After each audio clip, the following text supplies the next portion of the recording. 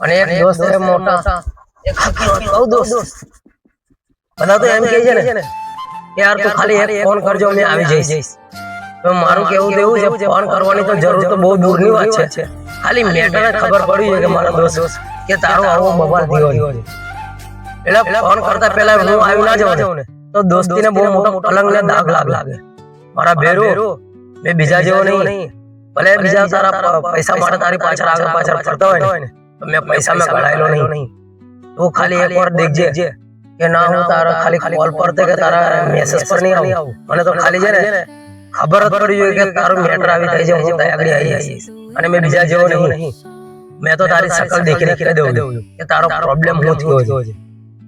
થોડો ઓળખવામાં ભૂલ થાય અને અમુક ટાઈમ પર આપણી સોચ બી બહુ અલગ જેવી જાય કે જેને આપણે હારીતા માનીએ ને એ દોસ્ત બહુ કામ ના લાગે, પણ જેને આપણે એમ કે બહુ એની મનમાની પર ચાલે ખરેખરમાં ભવિષ્યમાં તો એ કામ લાગે.